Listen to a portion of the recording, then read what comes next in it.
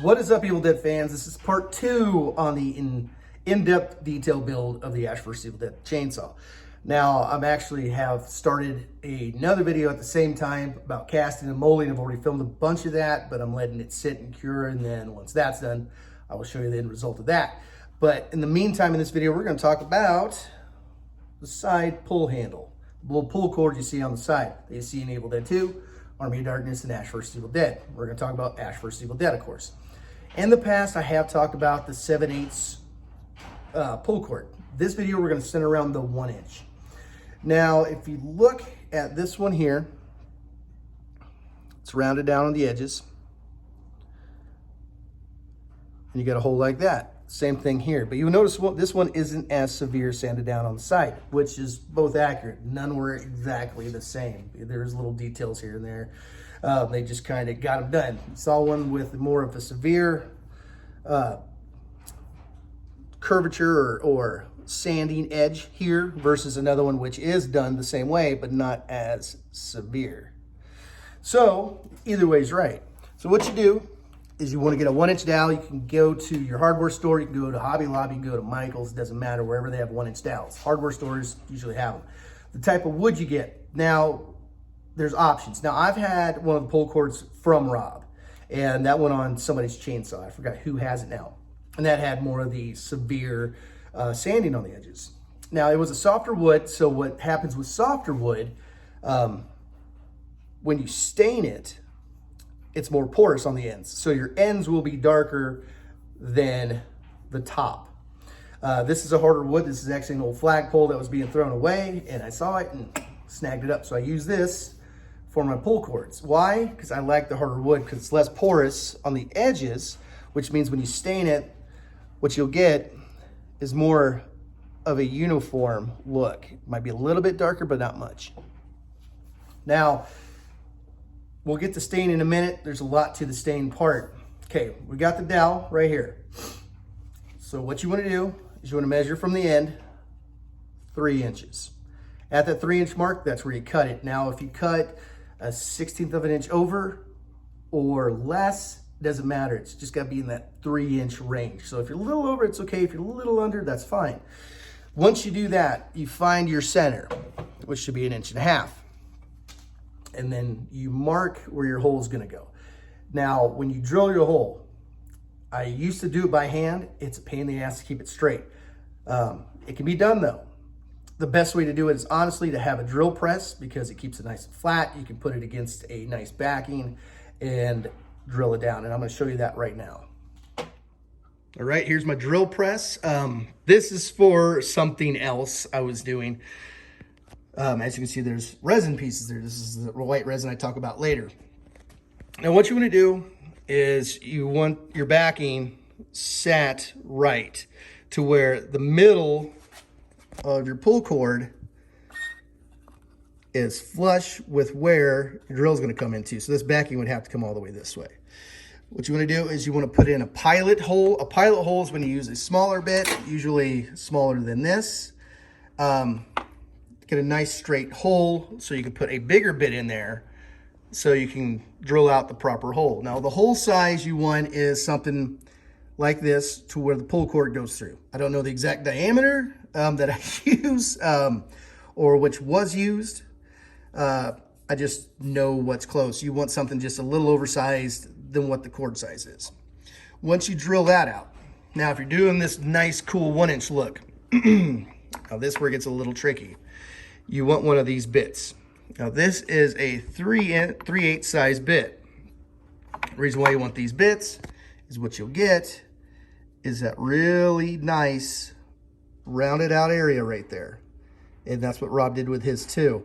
And your knot for your pull cord is gonna sit in that notch.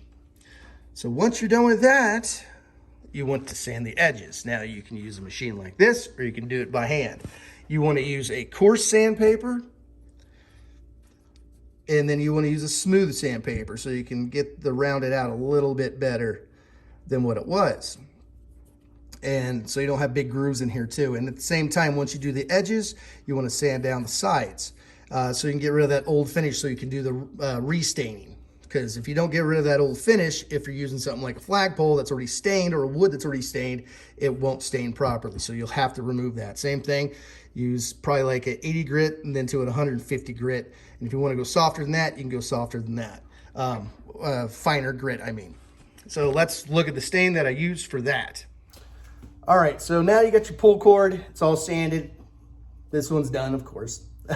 Sorry, I'm not doing this. I've already have all 4 of the ones I need done, completed and finished. You have it sanded, looks good, it's nice and smooth. Now, when it comes to the stain, the harder wood you have, the less it's going to absorb of the stain. So if you're using a softer wood, you don't want to go with a really dark stain because it will turn it dark as shit. When I do my top handle wood, I don't use the same wood. I actually use the softer wood, so I have a different method of staining that, and I'll share that in a future video. But what I use for this harder wood, is a dark walnut. Why? Like I said, it doesn't absorb all of it, because you see how dark this is here versus this.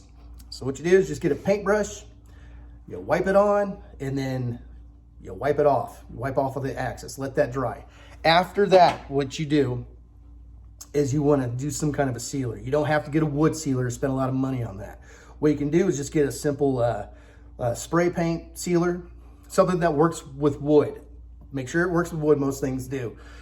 Get a satin, because I used to use a gloss and get it super glossy, but now I do more of a little duller look after seeing the one in person that I saw. That one had more of a duller look, and that's kind of the look I go for anymore. When you do the satin, this one was done in satin, but you can see it's not shiny. It doesn't absorb all of that satin, all of that sheen, that nice sparkling sheen. If you want to go brighter or shinier, definitely go with a high gloss. But the thing is, when you do this, a lot of times you will see it's all uneven on there. With the harder wood, what is nice is when you have it all uneven, not like super thick or drippy, but I mean like you see like some particles on it. Once it's dry, you can go like that, and it just comes right off, and you get that nice sheen. And then when you're done, you just put the pull cord string through here, knot it once. When you do the pull cord string, when you put the knot in it, a lot of times what I do to make sure it doesn't unravel, and I know it's exactly where I want it, I actually will heat it with a lighter, because on those original pull cords, some have a little bit of wax on that string, and it will actually melt it together. You can use a glue just to keep it together. With the string, and if the string is the original string and it's white, you want to just get like an acrylic black, an all-purpose acrylic black, and just put it on your fingers and kind of run it on the string before you attach this, so you have that dark, gritty black look. You don't want to add too much. You just want to get that string somewhat black. You don't want to keep it nice and bright and white. When it comes to the end string, you want to leave about that much off the top of the knot. Not a whole lot. Let me bring you over and show you what I'm talking about. This is for Robbie Kyle Anderson. You can see how the knot sits in there, and it's just a little bit off the top. It doesn't have to be perfectly like, it could be like this frayed, or you can have it into a nice little nub. You just want to leave a little bit. But that's the final look you get. This one has that more severe sanding. I do like that look. My personal one doesn't have that severe edge, but I do really like it. Later on, I might redo mine to get that look, but there's 2 options right there. And there it is. That's how you make the 1-inch wooden pull cord from Ash vs. Evil Dead. It's not hard to do.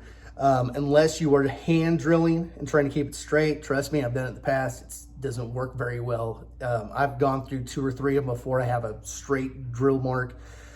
Just make sure when you do cut these that you don't take a lot off the edges. Sometimes a blade can actually take a big chunk out of the wood. If you want to leave that look, that's fine. If you want to have kind of that beat up look, great. But if you want a nice refined look, you got to make sure when you cut it nice and just not super fast, because it will take that wood off. It'll splinter off on the edges, and you don't want that unless that's what you want. I prefer not to have that, but kind of up to you. But yeah, here's 2 of them right here that I have. As you can see, they're both done. This one has the less severe sanding on the edges, rounded edges. This one has a little bit more of the severe look.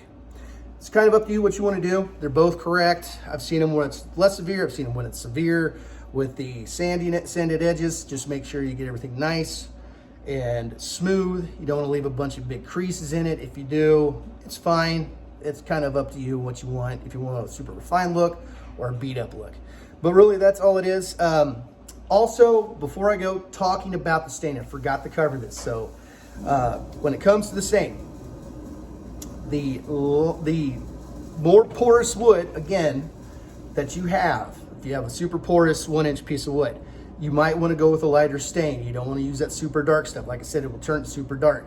You might want to go with something lighter than what I use for this harder wood. The harder wood, you can go with a darker stain. Like I said, it won't absorb everything because it's not porous like a softer wood. Softer wood, you want to use a lighter stain.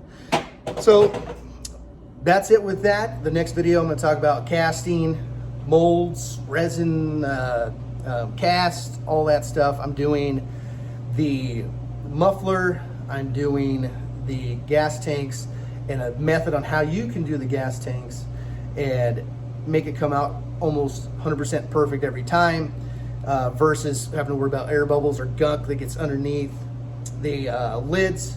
Because if you do the whole lid in the tank, I've done it before, and I know other people have done it. Rob has done it before, and a lot of times that is the worst area to get in air bubbles or actually little gunk underneath it, and you have to refine your piece when you're done.